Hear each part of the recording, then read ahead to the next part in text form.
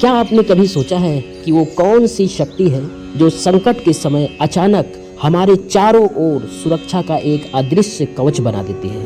वो शक्ति कोई और नहीं, हमारे सबसे प्रिय पवन पुत्र हनुमान है। लेकिन क्या आप उन्हें सच में जानते हैं? उनका नाम तो सब लेते हैं, पर उनकी असल गाथा, उनका असली स्वरूप, उनकी अनकही शक्तियाँ शायद बहुत कम लोग जानते हैं। हनुमान जी का जन्म भले ही वानर रूप में हुआ हो, लेकिन उनकी आत्मा दिव्य थी। वे अंजना और केसरी के पुत्र थे, पर असल में वे वायुदेव की कृपा से उत्पन्न हुए थे। इसीलिए उन्हें पवन पुत्र कहा गया। बचपन में ही उनका साहस इतना था कि उन्होंने उगते हुए सूर्य को देखकर उसे फल समझकर निगल लिया। इस एक कृत्य से पूरे ब्रह्मांड में अंधकार छा गया। देवताओं को हस्तक्षेप करना पड़ा। इंद्र ने वज्र से प्रहार किया और तब जाकर हनुमान जी को अपनी शक्ति का पहला अनुभव हुआ।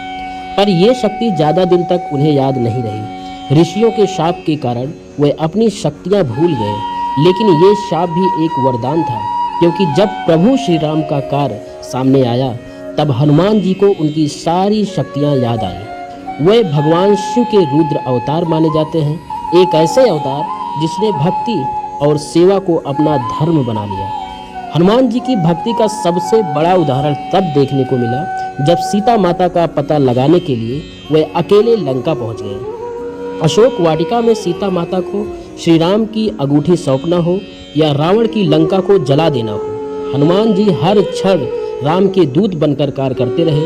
उन्होंने अपनी महाशक्ति का प्रदर्शन सिर्फ वहां किया जहां आवश्यकता थी, कभी दिखावा नहीं किया। जब लक्ष्मण मूर्छित हो गए तो संजीवनी बूटी लाने का कार्य भी हनुमान जी ने ही किया, और अगर बूटी पहचानने में संदेह हो तो वे पूरा पर्वत उठा लाते हैं। ये सिर्फ ताकत नहीं, ये समर्पण है, एक ऐसे सेवक का जो अपने आराध्य के लिए किसी भी सीमा को लांघ सकता है।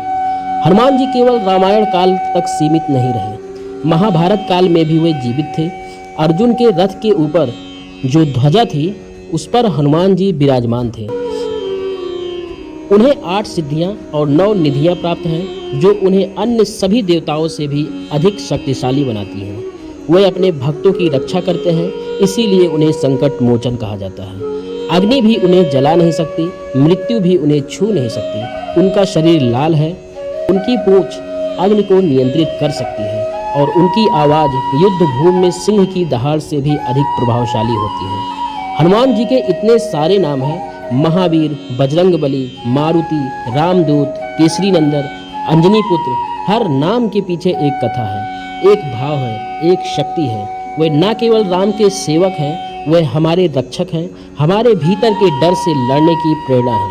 वे भक्ति का एक ऐसा स्वरूप है जिसमें कोई शर्त नहीं है, कोई स्वार्थ नहीं है, बस प्रेम है, निष्ठा है और समर्पण है। उनकी उपस्थिति हर राम कथा में होती है। कहा जाता है कि जहाँ श्री राम का नाम लिया जाता है वहाँ हनुमान जी स्वयं उपस्थित होते हैं। आप उन्हें देख नहीं सकते, लेकिन जब आप सच्चे दिल से जय श्री राम बोलते हैं तो वे जरूर मुस्कुराते हैं। आज भी वे जीवित हैं। आज भी जब कोई भक्त संकट में होता है और सच्चे मन से पुकारता है, हनुमान जी तो दौड़े चले आते हैं।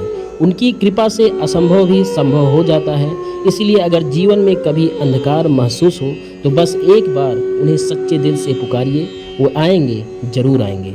अगर आपने कभी हनुमान जी की कृपा अपने जीवन में अनुभव की है तो नीचे कमेंट में जय बजरंगबली जरूर लिखिए। और अगर आप चाहते हैं कि ये दिव्य रहस्य और लोग भी जानें तो इस वीडियो को लाइक और शेयर जरूर करें। हम फिर मिलेंगे एक और दिव्य कथा के साथ। जय श्री राम।